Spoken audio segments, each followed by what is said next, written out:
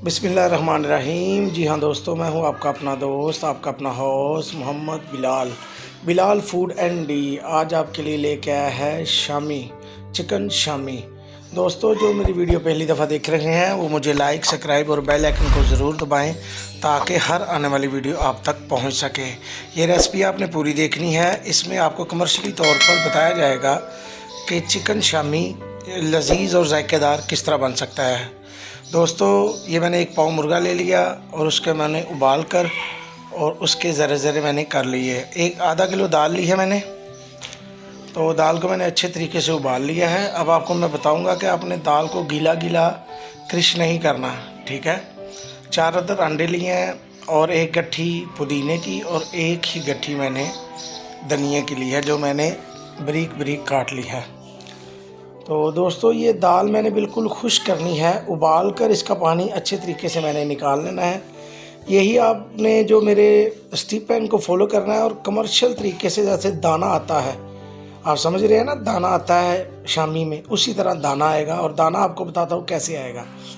तो ये देख सकते हैं आप कि ये दाल मैंने जब ग्राइंड की तो इसमें दाना आपकी नज़रों के सामने है कि इसमें दाना आ चुका है, ठीक है। ये दाने का यही कमाल है कि आपने दोस्तों दाल बिल्कुल खुश्क कर लेनी है और खुश्क करके फिर उसको आपने ग्राइंड करना है। अगर आप गीली गीली करोगे तो उसमें दाना बिल्कुल नहीं आएगा और वो मज़ा बिल्कुल नहीं आएगा जो आपको बाज़ार जैसा।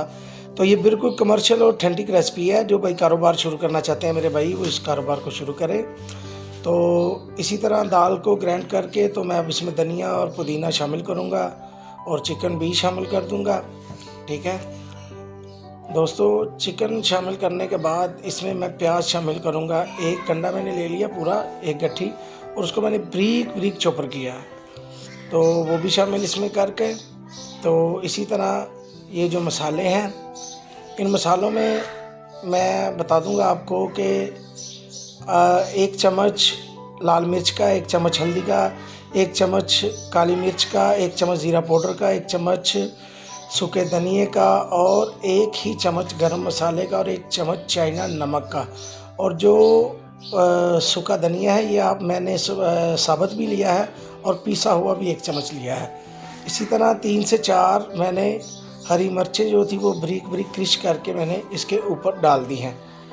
तो दोस्तों, जो आप बाज़ार में नान शामी खाने जाते हैं तो वो बहुत लजीज होता है, उसी की यही उसकी कैटेगरी है कि आप इसको अच्छे तरीके से जिस तरह मेरी रेसिपी को फॉलो करेंगे तो इंशाल्लाह ये शामी आपके घर की शान बन जाएगी।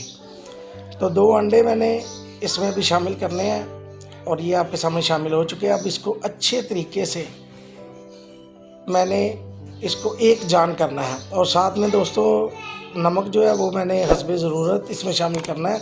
अगर कम हुआ तो नमक मैं बाद में भी डालूंगा इसमें, क्योंकि दाल में भी नमक था और 1 चम्मच मैंने इसमें शामिल भी कर लिया है। तो ये देख लें, मैंने शामी वाले स्टैंड के साथ मैंने इसकी शामी जो अच्छे तरीके से तैयार कर ली है। तो ये आपके सामने है शामी। तो मेरे अल्लाह की शान देखे। बिस्मिल्लाह जी, चले बिस्मिल्लाहिर्रहमानिर्रहीम। दोस्तों, अब मैंने 2 अंडों को अच्छे तरीके से फेंटना है।